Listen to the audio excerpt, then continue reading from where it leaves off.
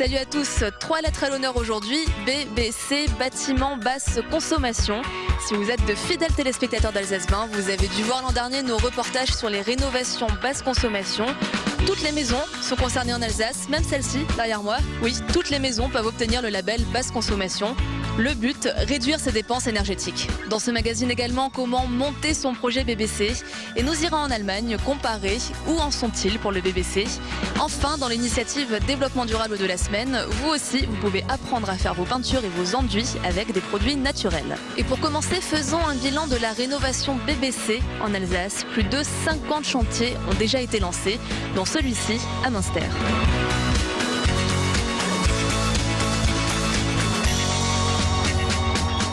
Avec nous, Gilles Thirier, chef de projet du programme Énergie Alsace, qui a suivi la plupart des chantiers de rénovation de maisons BBC dans la région.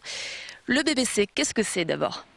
Alors le BBC, finalement, ça devrait être qu'un seul chiffre. Une maison en Alsace devrait faire moins de 104 kWh par mètre carré par an. Souvent, ça ne parle pas beaucoup à nos clients. Je dirais BBC, c'est surtout une enveloppe thermique, une maison ultra performante qui permet justement de consommer le moins d'énergie possible en termes de chauffage et qui reste confortable. Pour faire un bâtiment basse consommation, finalement, on va travailler essentiellement sur l'enveloppe. C'est l'enveloppe d'où partent les déperditions. Donc on va travailler essentiellement sur le toit, ce qui représente en général entre 25 et 30% des déperditions. On va travailler bien entendu sur les murs extérieurs, sur les fenêtres et les planchers. Donc une fois qu'on a travaillé sur l'intégralité de l'enveloppe, je dirais que finalement les kilowattheures ne peuvent plus sortir ou le froid ne peut plus rentrer. L'importance ensuite, c'est de travailler sur la ventilation, puisque ce qu'on va rechercher dans les bâtiments basse consommation, c'est aussi toutes les fuites d'air parasites. Donc on va rechercher aussi un niveau de qualité au niveau de l'étanchéité à l'air, et cette maison va avoir besoin de respirer. Et seulement à ce moment-là, on va réfléchir sur le système de chauffage. L'Alsace en est où aujourd'hui au niveau national ? On vient de doter l'Alsace d'un formidable laboratoire, je pense unique, alors certainement en France, mais voire unique en Europe. C'est pas loin d'une 60aine de chantiers, ces chantiers pionniers qui nous ont justement ouvert la voie de la BBC, parce que finalement, quand on a lancé cet appel à projet il y a 2 ans, on retenait que ce chiffre des 104 kWh. Comment ont été choisis ces chantiers pilotes ? L'idée, c'était pour ce laboratoire d'avoir le plus de maisons variées, donc représentatives de l'habitat alsacien, pour que chaque Alsacien finalement, pas loin de chez lui, à 15-20 km de chez lui, puisse retrouver une maison qui lui ressemble. Donc nos 50 chantiers pionniers, donc en réalité pas loin d'une 60aine, sont répartis sur l'intégralité du territoire alsacien. Quand je dis représentatif de l'habitat alsacien, bien entendu on va retrouver de la maison à colombage, mais on va retrouver aussi des maisons des années 60, des années 70, des maisons des années de reconstruction. On va retrouver tous les types d'isolation, tous les systèmes de chauffage. Et combien ça coûte ? Parce que j'imagine que ces travaux, c'est quand même pas donné, même si au final on parle d'un retour sur investissement avec les économies de chauffage. Mais est-ce que vraiment c'est abordable pour tout le monde ? Alors, tout dépend de l'état de la maison à l'origine.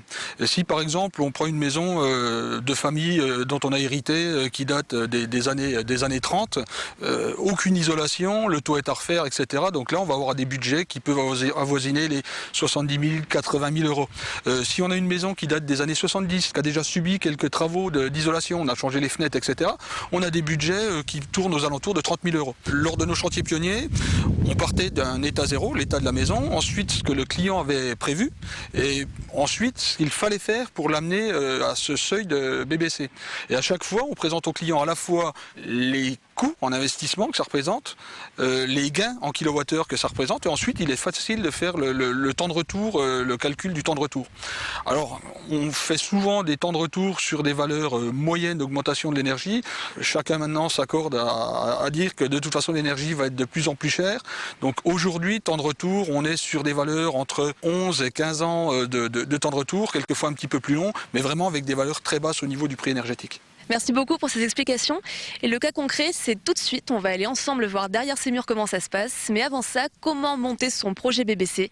À quoi faire attention pour éviter les arnaques ? Reportage. Réchauffement du climat et Grenelle de l'environnement oblige, le label basse consommation sera la norme pour le bâtiment dès 2013. Il s'impose donc de plus en plus aux constructions comme aux rénovations. Afin de s'y retrouver et d'éviter les mauvaises surprises, la région Alsace et l'ADEME ont mis en lumière 7 clés. Parmi elles, bien isoler, éviter les fuites d'air, valoriser les apports solaires et investir dans un chauffage à haut rendement. Des travaux qui ont un surcoût par rapport à une rénovation classique, mais dont une partie peut être prise en charge. Il y a à la fois des aides d'État, donc on va retrouver le classique crédit d'impôt, développement durable, ou alors le prêt à taux zéro, donc là c'est au choix, suivant vos besoins. Donc là ce crédit d'impôt ou ce prêt à taux zéro va pouvoir financer à peu près tous les postes qui ont été cités dans les 7 clés. Donc on va retrouver l'isolation des parois, les changements de fenêtres, mais aussi les énergies renouvelables. Il existe aussi en région Alsace un programme qui est porté par la région qui s'appelle le programme Je Rénove BBC et qui aide en fait la maîtrise d'œuvre, donc c'est-à-dire qui va vous soutenir dans la mission de l'architecte pour faire la rénovation, et aussi sur les premiers projets qui seront retenus, une aide aussi sur les travaux. La région Alsace peut apporter aussi une prime aux énergies renouvelables, donc au solaire thermique notamment et au bois énergie. Ainsi, le remboursement mensuel de l'emprunt et des charges de chauffage peut être presque équivalent dans une maison BBC et dans une maison normale. Mais qu'en sera-t-il si les avantages fiscaux diminuent dans le projet de loi de finances 2012 ? À suivre. Alors on a fait quelques petits pas, nous voici ici dans la maison de Luc Ablégé. Donc c'est une maison BBC, mais comme vous voyez, on voit pas grand-chose justement. Alors racontez-nous dans quel état était cette maison quand vous l'avez récupérée. Donc c'est une maison des années 60, elle était exactement dans son état d'origine, mais l'orientation était idéale sur cette maison étant donné que les baies vitrées étaient au sud. Donc maison des années 60, absence totale d'isolation, fenêtres, certaines fenêtres en simple vitrage. Donc vous êtes parti de rien. Donc bon, je sais pas, est-ce qu'on peut voir quelque chose peut-être au niveau de l'isolation que vous avez faite ? Oui, on voit l'isolation ici. C'est ce qui est au-delà de la fenêtre. Donc il y a 20 cm de fibre de bois. Là, c'est un choix personnel. Pourquoi ? C'est un matériau biosourcé, comme on dit. Donc c'est un matériau sain, c'est renouvelable, ce n'est pas du polystyrène. Ça a aussi des avantages techniques. C'est par rapport à l'hygrométrie. Le mur continue à respirer, il n'y a pas de blocage d'humidité. Donc il y a cette isolation, il y a aussi, vous disiez, du triple vitrage ? Oui, tout à fait. Donc toutes les baies vitrées, toutes les fenêtres ont été remplacées par du triple vitrage. La fenêtre bois alu. Donc le triple vitrage ne se voit pas. On peut faire le test avec une flamme où on voit les reflets et donc le nombre de vitres, 3 vitres. Donc là, ce sont des fenêtres très très isolantes. On n'a aucune sensation de froid en hiver. On peut être aussi proche que l'on veut. Il fait toujours aussi bon. Le chantier vient d'être inauguré. Est-ce que vous vous rendez déjà compte de ses bienfaits ? Alors sur le confort d'été, étant donné que là on est dans les périodes de chaleur, on ferme toute la maison. Si la maison est fraîche le matin, le soir elle est encore à peu près pareille. Et alors, je me permets, là j'ai vu derrière voilà, les jouets, je vois éco-kit, j'ai vu des petites choses bio. Est-ce que donc c'est une vraie philosophie pour vous, ce côté environnemental ? Est-ce que quand vous avez décidé de faire une rénovation de cette maison, vraiment le but c'était c'est une philosophie voilà, écologique ? Tout à fait, c'est une globalité. Nos choix de vie vont vers l'écologie, ou plutôt le respect de la planète, ça peut être assez large. Et ce qui fait que depuis une dizaine d'années, je savais qu'il me fallait une maison qui soit en accord avec mes valeurs. Donc actuellement, il faut une maison qui consomme peu. C'est pour ça qu'on a fait le choix des matériaux sains ou des matériaux naturels, pour ne pas puiser dans le pétrole, pour en faire simplement de l'isolant. Petite question bonus, la peinture sur les murs, là, c'est de la peinture normale, écologique. Ah, bah. Il y a beaucoup de fabricants maintenant en peinture écologique, on en trouve très facilement, avec une qualité irréprochable. Et en plus, ces peintures actuellement ont les prix tout à fait équivalents à ceux du marché des produits conventionnels, on les trouve très facilement. Il y a les teintes au choix sans aucun problème. Et la peinture à l'argile, est-ce que vous connaissez ? Oui, parfaitement. Ah bon, bah, ça tombe bien. Alors moi je connaissais pas et je suis allée suivre un cours à Colmar. Il y a des ateliers, apprendre à fabriquer sa peinture ou ses enduits à base de produits naturels. Vous aussi, vous pouvez le faire. Un verre de ceci, une louche de cela. On remue bien. Un gâteau. C'est comme une crème fraîche assez épaisse. Décidément, on brouille les pistes. La recette ici, c'est celle de l'enduit à la chaux.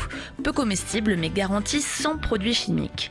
Ce magasin de Colmar, spécialisé dans les matériaux naturels de construction et de rénovation, propose depuis 6 mois des ateliers pour apprendre à fabriquer ses propres peintures et enduits. Aux manettes, Laetitia, artiste plasticienne formée aux Arts Déco et au Conservatoire des Ocres de Roussillon. On travaille avec forcément un liant. Donc c'est ce qui va faire que l'enduit ou la peinture tienne. Donc en général, on travaille avec de la chaux. On la mélange avec une charge pour lui donner un corps si on fait par exemple un enduit. Alors là, il y a plein de sables différents. Il y a des poudres de marbre aussi. De la caséine qui va renforcer un peu l'enduit. On peut aussi la fabriquer en prenant du fromage blanc 0% par exemple et en mettant le fromage blanc directement dans le mélange à la chaux. Fromage blanc donc, argile, chaux, eau, sable ou pigments, des éléments 100% naturels et parfois locaux. Sable de grès rose du nord de l'Alsace ou sable jaune du Sundgau. Quant à ces pigments, ils viennent du Vaucluse et de Bourgogne. Par exemple les ocres. On a un ocre jaune. Suivant les endroits où l'ocre est puisé, on a des teintes un petit peu différentes. En calcinant l'ocre jaune, on arrive à de l'ocre rouge. Une dizaine de formations sont proposées jusqu'à la fin octobre. Rendez-vous sur leur site internet. Pour finir, nous nous retrouvons en Allemagne. Pourquoi ? C'est pas un mystère. En Allemagne, on est souvent en avance en matière d'environnement. Et de plus en plus d'Alsaciens traversent le Rhin pour se renseigner ou pour acquérir des bâtiments et pour rénover leur maison.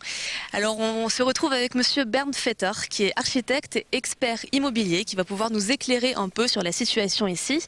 Also, guten Tag.